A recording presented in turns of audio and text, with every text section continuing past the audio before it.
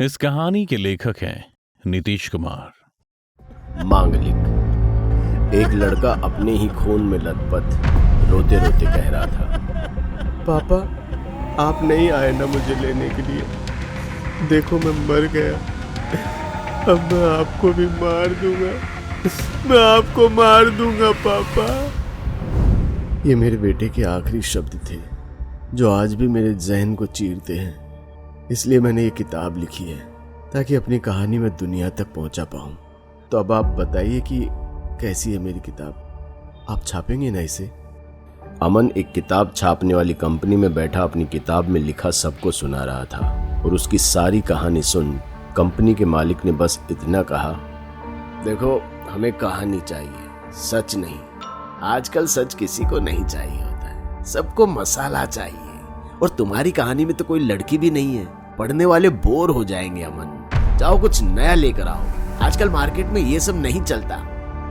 Company मालिक ने इतना कहकर अमन को बाहर जाने का इशारा किया। लेकिन सर सुन तो लीजिए, ये मेरी सच्ची कहानी है, मैंने जिया है इसे। हाँ अमन सुन ली तुम्हारी कहानी, पर मजा नहीं आया। देखो मैं तो इसे छाप नहीं सकता, तो इस बार के लिए सॉरी। ये 25वां पब्लिशर था जिसने अमन को ना कहा था, पर उसने हार अभी तक नहीं मानी थी। वो आगे बहुत से बुक पब्लिशिंग हाउस में गया, पर हर जगह उसे ना ही मिला। जहां एक तरफ अमन किताब छपवाने के लिए स्ट्रगल कर रहा था, वहीं दूसरी तरफ शहर में बच्चों की रहस्यमय तरीके से मौतें होने लगी, जिसमें से एक बच्चा किताब छापने वाली कंपनी के मालिक का भी था, जिसने पुलिस को ये बताया कि बच्चे को मारने वाला कोई और नहीं बल्कि अमन ही है, क्योंकि उसने अपनी किताब में जिस तरह से बच्चों के कत्ल के बारे में लिखा था, असल में शहर में उसी तरह के कत्ल हो रहे थे। अब आखिरी बार पूछ रहा हूँ, बोलो तुमने इतने सारे बच्चों को क्यों मारा? तुम्हारा मकसद क्या है? सर मैंने किसी बच्चे को हाथ तक नहीं लगाया, आपको कोई गलतफहमी हुई है। झूठ बोलना बंद करो अमन, हमें उस कंपनी के मालिक ने सब कुछ बता दिया है जिसके पास तुम अपनी किताब छपवाने के लिए गए थे, और तुमने भी तो अपनी किताब में ठीक वैसा ही लिखा है। भूल गए हो या मैं तुम्हें तुम्हारी किताब से पढ़कर बता दूं? ये देखो, एक बच्चे की लाश पानी में तैरती मिली, जिसके हाथ की उंगलियां कटी हुई थी और नाक और मुंह में रुई भरी थी, जिससे वो सांस ना ले पाए और डूबकर मर जाए। दूसरा, एक बच्चे ने खिड़की का कांच तोड़कर अपनी छाती पर तारे बनाए, उसी ने अपनी जीभ काटी, फिर उसी कांच को खाकर मर गया। तीसरा, सुनेगा, एक बच्चे ने, बस कीजिए सर, मेरे बच्चे के साथ भी यही सब कुछ हुआ था, उसकी मौत भी इसी तरह हुई थी सर। मतलब तूने अपने बच्चे को भी नहीं छोड़ा? साले हरामखोर। नहीं सर, मैंने अपने बच्चे को नहीं मारा, पर मुझे शक है कि ये काम किसका हो सकता है। आज से 12 साल पहले मैं एक अस्पताल में वार्ड बॉय का काम करता था सर। पैसे इतने मिलते नहीं थे कि गांव में घर वालों को कुछ अच्छा बेच सकूं। तब मेरी मुलाकात उससे हुई, अघोरी नंदा। साला बहुत कमीना आदमी था, कब्र से औरतों की लाशें निकालकर उनसे अपनी वासना मिटाता था। तो तुम अघोरी नंदा के लिए काम करते थे, लाशें चुराकर उसको बेचते थे? नहीं, मैं इस पाप के बारे में सोच भी नहीं सकता। मेरी और उसकी सिर्फ इतनी बात हुई थी कि जो बच्चा मरने वाला होगा, मैं उसकी खबर कुछ दिन पहले उसे बता दूं, जिससे वो अपनी काली शक्तियों को और बढ़ा सके। पर मैंने कभी किसी औरत का सौदा नहीं किया सर। साले, छोटे बच्चों का सौदा करते हुए जरा शर्म नहीं आई? उन मासूमों ने तेरा क्या बिगाड़ा था? और तू कौन होता है किसी की जिंदगी और मौत का फैसला करने वाला? पर वो करता क्या था? पता नहीं, मैं बस उस बच्चे का नाम और उसकी चीज, जैसे कि उसका बाल, उसका खिलौना या उसके शरीर का कोई कपड़ा, उसे ले जाकर दे देता था, और 1 या 2 दिन बाद ही उस बच्चे की मौत हो जाती थी। मुझे नहीं पता साला वो क्या करता था, लेकिन होता यही सब था। फिर एक दिन तंग आकर मैंने ये काम करने से मना कर दिया और मैं बनारस छोड़कर मुंबई आ गया, पर उसने मेरा पीछा अभी तक नहीं छोड़ा सर। क्या तुम अघोरी नंदा से बनारस में मिले थे? हाँ, और ये सब 12 साल पहले की कहानी है। मुंबई आकर मैंने नया काम शुरू किया, लिखने का शौक लगा तो किताबें लिखने लगा। पर आज से 4 साल पहले मेरे बेटे की भी मौत हो गई। ये देखिए उसकी फोटो, और पत्नी भी किसी और के साथ भाग गई। मेरा जो भी सच था मैंने सब आपको बता दिया। अब इस पर यकीन करना या ना करना आपका फैसला है सर। अमन की बात सुनकर इंस्पेक्टर दुष्यंत भी कुछ पल के लिए सोचने लगा और फिर अमन को जाने का इशारा कर दिया। बहुत कोशिशों के बाद दुष्यंत को अमन से कुछ उम्मीद थी, लेकिन उसने तो इस केस से जुड़े एक और सवालों का समंदर खड़ा कर दिया था। ऊपर से मीडिया ने टीआरपी के लिए इस केस को चला चलाकर नेशनल इश्यू बना दिया था, जिससे दिन पर दिन दुष्यंत पर प्रेशर बढ़ता जा रहा था। कि फिर एक दिन इंस्पेक्टर दुष्यंत के पास एक आदमी किसी की गुमशुदगी की रिपोर्ट लिखवाने आया। साहब, मेरा भाई पिछले 2 महीने से गायब है। अपने बेटे के साथ घूमने गया था, फिर अचानक ही फोन किया कि वो अपने बेटे के साथ गांव जा रहा है और 1 महीने के बाद लौटेगा, लेकिन वो अभी तक नहीं आया साहब। इतना कहकर वो आदमी रोने लगा। संभालते हुए दुष्यंत ने कहा, अच्छा रोना बंद करो, कुछ नहीं होगा तुम्हारे भाई को। लाओ पहले अपने भाई की फोटो दिखाओ। दुष्यंत के मांगने पर आदमी ने अपनी जेब से 2 फोटो निकालकर दुष्यंत के सामने रख दी, जिन्हें पहले दुष्यंत ने नजरअंदाज कर दिया था। लेकिन जैसे ही उसकी नजर उन तस्वीरों पर पड़ी तो उसके होश उड़ गए, क्योंकि उन दोनों फोटो में से बच्चे की जो फोटो थी वही फोटो उसने अमन के पर्स में भी देखी थी। ये फोटो मैंने अमन के खुद से बोलते हुए दुष्यंत चुप हो गया। फिर तुरंत ही सामने बैठे उस शख्स से पूछा, इस फोटो में जो बच्चा है वो कौन है? मैंने इसे पहले भी देखा है। साहब, ये अमन का बेटा है, रोमी।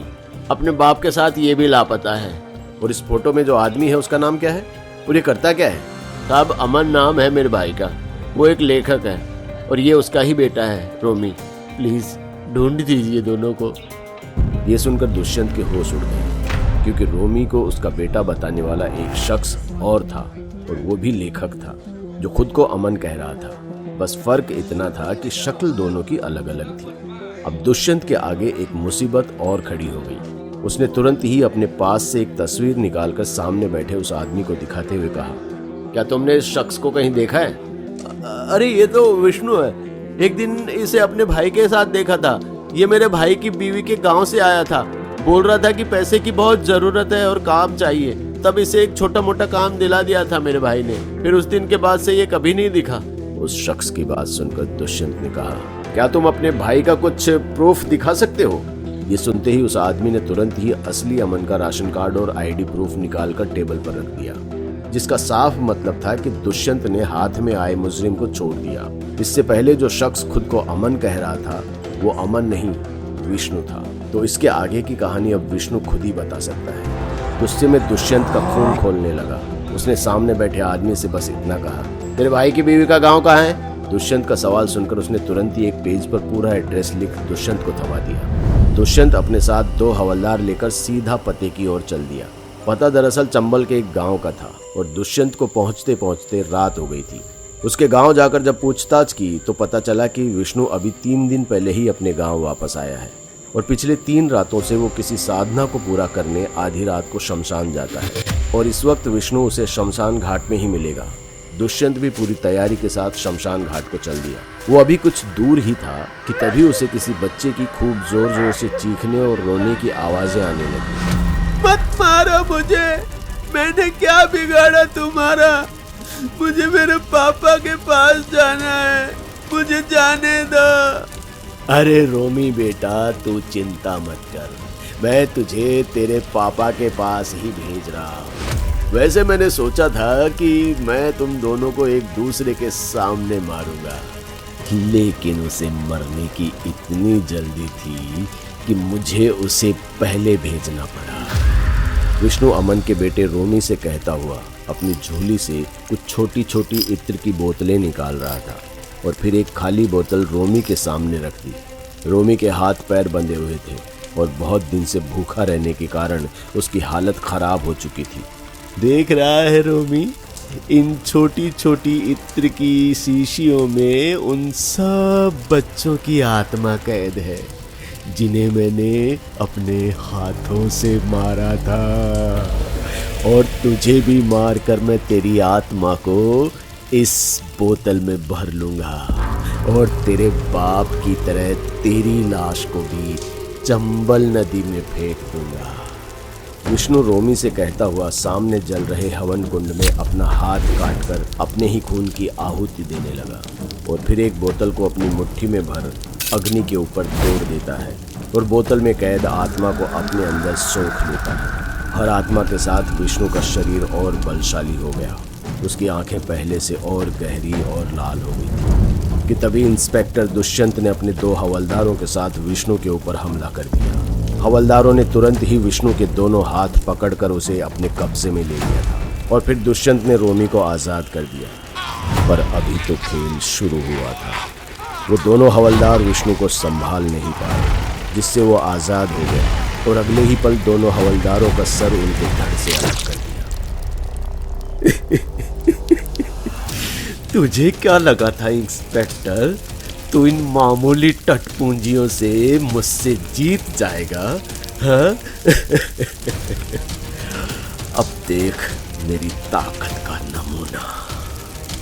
इतना कहकर विष्णु उड़ता हुआ दुष्यंत के पास आ गया और उसके दोनों हाथ पकड़कर उसके जिस्म से अलग कर दिए, जिससे दुष्यंत दर्द से छटपटाने लगा। और अगले ही पल विष्णु दुष्यंत को गर्दन से पकड़कर उसे जान से मारने ही वाला था कि तभी एक खंजर विष्णु की पीठ में जा घुसा, जिससे वो दर्द से तिल मिलाने लगा। विष्णु की पीठ में खंजर घोंपने वाला कोई और नहीं बल्कि रोमी था, जो लगातार विष्णु की पीठ में खंजर घोंपे जा रहा था और तब तक घोंपता गया जब तक कि विष्णु की आत्मा ने उसका शरीर नहीं त्याग दिया।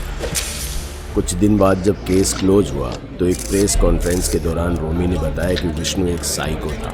उसका कहना था कि वो एक मांगलिक है और वो कभी भी मर सकता है, इसलिए वो उन्हीं बच्चों को मारता था जो मांगलिक थे और उनकी आत्मा को कैद करके अपनी उम्र बढ़ाता था ताकि वो बहुत दिनों तक जिंदा रह सके। ये दुष्यंत की जिंदगी का आखिरी केस था।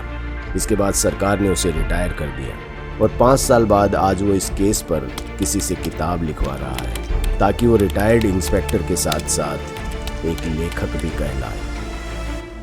दोस्तों, अगर आपको हमारी कहानी अच्छी लगी हो तो लाइक, कमेंट और शेयर जरूर करें। साथ ही रेगुलर अपडेट के लिए चैनल को सब्सक्राइब करें। और अगर आपके पास भी कोई डर से भरी दमदार कहानी है तो भेजिए हमारे मेल एड्रेस पर अभी।